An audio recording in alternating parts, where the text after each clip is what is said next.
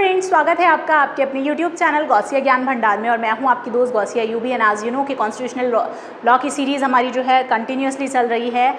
Week में 2 videos मैं आप लोगों को कॉन्स्टिट्यूशनल लॉ की प्रोवाइड कर रही हूं। सो आई होप कि आप लोग वीडियोज़ देख रहे होंगे, अच्छे से समझ रहे होंगे, आप लोगों को वीडियो पसंद आ रही होंगी। सो अगर वीडियोज़ पसंद आ रही हैं तो लाइक ज़रूर किया कीजिए, शेयर किया कीजिए और चैनल को सब्सक्राइब करना तो बिल्कुल ही मत भूलिए।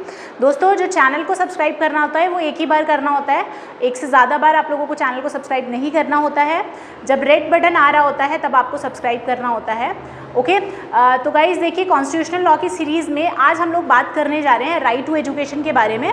तो राइट टू एजुकेशन जो है हमारा फंडामेंटल राइट है, यानी कि अभी हम लोगों की जो सीरीज़ चल रही है उसमें हम लोग फंडामेंटल राइट्स ही सीख रहे हैं। लेकिन जो आर्टिकल 21A है उसको बाद में जोड़ा गया, यानी कि जो शिक्षा का अधिकार है, राइट टू एजुकेशन है, उसको बाद में जोड़ा गया संविधान में। तो आज हम इसी के बारे में जानेंगे कि कब इसको जोड़ा गया, क्या क्या हमें अधिकार है शिक्षा से रिलेटेड, और फंडामेंटल राइट्स के अलावा जो है और शिक्षा का अधिकार हमें कहाँ दिया है, यानी कि शिक्षा से रिलेटेड प्रोविजंस जो हैं और कहाँ दिए गए हैं। ठीक है, तो आज हम इसी चीज़ के बारे में बात करेंगे। तो हमें देखो 3 जगह जो राइट टू एजुकेशन है, 3 जगह उसकी झलक देखने को मिलती है। एक तो हमारा फंडामेंटल राइट्स में आ जाता है 21A में, उसके बाद हमारा DPSP में आ जाता है आर्टिकल 45 में, directive principles of state policies में, और थर्ड हमारा आ जाता है फंडामेंटल ड्यूटीज़ में, आर्टिकल 51A क्लॉज K।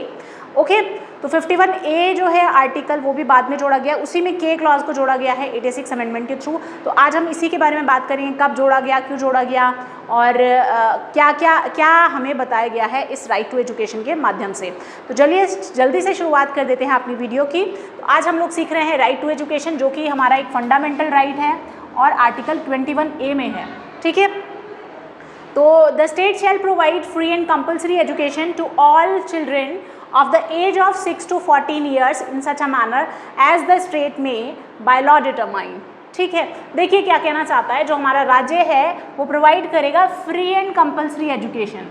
ठीक है, फ्री और कंपल्सरी एजुकेशन यानी अनिवार्य शिक्षा प्रोवाइड करेगा। किसको प्रोवाइड करेगा? सभी बच्चों को प्रोवाइड करेगा। किस एज के बच्चों को प्रोवाइड करेगा? जो बच्चे 6 साल से 14 साल तक के हैं। ठीक है, 6 साल से 14 साल तक के बच्चों को जो है राज्य क्या करेगा? मुफ्त और कंपल्सरी एजुकेशन जो है वो प्रोवाइड करेगा। एज द स्टेट में भी, मतलब बाय लॉ डिटरमाइंड, जैसे कि वो बाय लॉ द्वारा डिटरमाइन करे। ठीक है, जिस तरह से भी कानून द्वारा वो निर्धारित करे, कानून की प्रक्रिया द्वारा वो क्या कर सकता है, 6 से 14 साल तक के बच्चों को free and compulsory education provide करेगा। ओके, तो ये right to education fundamental right हमारा मौलिक अधिकार है।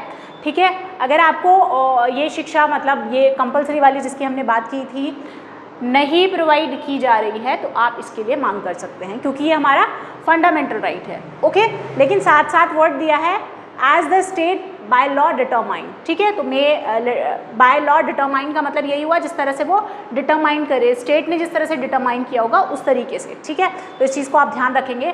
देखिए दोस्तों, पहले क्या था, आर्टिकल 21A जो था फंडामेंटल राइट्स का पार्ट था ही नहीं, मतलब ये पार्ट था ही नहीं हमारे इसमें। पहले हमारा आर्टिकल कैसे था? 21 था, फिर उसके बाद 22, 23 कंटिन्यूसली ऐसे थे।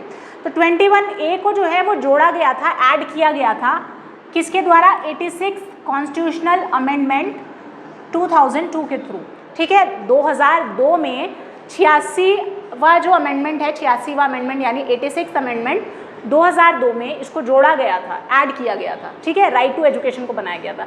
अब जैसा कि मैंने आपको पहले बताया कि फंडामेंटल राइट के अलावा ये हमें directive principle of state policies में भी देखने को मिलता है। तो आर्टिकल 45 हमारा जो है वो दोस्तों वो बताता है provision for early childhood care and education to children below the age of 6 year. यहाँ पर बात हो रही है 6 साल से नीचे के बच्चों की, वहाँ पर बात हो रही थी 6 से 14 साल तक के बच्चों की। तो यहाँ पर अर्ली चाइल्डहुड केयर के बारे में भी बात हो रही है और एजुकेशन के बारे में भी बात हो रही है। ठीक है, तो ये हमारा पार्ट आता है किसका? Directive principles of state policy का, यानी कि राज्य के जो नीति निदेशक तत्व हैं। ठीक है, क्या कहता है देखते हैं। The state shall endeavour to provide early childhood care and education for all the children until they complete the age of 6 year, यानी कि 6 साल की जब तक वो अपनी उम्र पूरी ना कर लें तब तक उनको अर्ली चाइल्डहुड केयर और एजुकेशन उनको प्रोवाइड की जाएगी बच्चों को। तो आपने सुना भी होगा आंगनवाड़ी स्कूल्स के बारे में, और आंगनवाड़ी में जो होता है ना, बच्चों को राशन वगैरह दिया जाता है ना, उनकी केयर के बारे में, उनको जो न्यूट्रिशंस चाहिए होते हैं, ठीक है, वो सब, तो वो इसी के अंडर आ जाता है और स्टेट इसको डिटरमाइन करता है। ठीक है, आगे चलते हैं। आगे मैंने आपको बताया था कि फंडामेंटल ड्यूटीज़ में भी जो है इसके बारे में हमें मिलता है। तो देखो यहाँ पर भी स्टेट की रिस्पॉन्सिबिलिटी बनाई गई है और यहाँ पर भी स्टेट की बात की गई है। ठीक है, वहाँ पर ये 6 से 14 साल तक की थी, यहाँ पर until they complete the age of 6 year, यानी 6 साल से बिलो की बात हो रही है, 6 साल तक के बच्चों की बात हो रही है। तो दोस्तों देखिए 45 में भी अमेंडमेंट किया गया था और 21A और आपका 51A के क्लॉज के में ये बात जो जोड़ी गई है वो 2002 में जोड़ी गई है। इस चीज़ को आपने ध्यान रखना है। ओके, तो अब बात करते हैं 51A के क्लॉज के की। ठीक है, तो क्या कहता है ये, हु इज़ अ पेरेंट और guardian to provide opportunities for education to his child or as the case may be ward between the age of 6 and 14। ठीक है, तो यहाँ पर भी क्या बात की गई है, 6 से 14 साल तक के बच्चे की बात की गई है, लेकिन यहाँ पर किसकी रिस्पॉन्सिबिलिटी, किसकी ड्यूटी बनाई गई है, पेरेंट की या फिर गार्जियन की, कि भाई अपने शिशु को, अपने बच्चे को जो है आपको क्या करना है, एजुकेशन प्रोवाइड करनी है अपॉर्चुनिटीज़ फॉर एजुकेशन। ठीक है, तो आपको क्या करना है, देखिए तीनों चीज़ें ध्यान दीजिए, यहाँ पर स्टेट की बात की गई, यहाँ पर स्टेट की बात की गई और यहाँ पर पेरेंट्स और गार्जियन की भी ड्यूटी बनाई गई है कि वो बच्चों को अपने जो है अपॉर्चुनिटीज़ प्रोवाइड करे शिक्षा की। 6 से 14 साल तक की एज यहाँ पर भी है, 6 से 14 साल तक की एज यहाँ पर भी है और इस वाले केस में, DPSP वाले केस में आर्टिकल 45 में below the age of 6 year की बात हो रही है। सो देखिए गाइज, आई होप कि ये 21A, 45 और 51A आप लोगों को समझ आया होगा। अगर इससे रिलेटेड कोई भी डाउट है आप लोगों के मन में तो आप लोग कमेंट सेक्शन में ज़रूर पूछिएगा, आप लोग पूछ सकते हैं।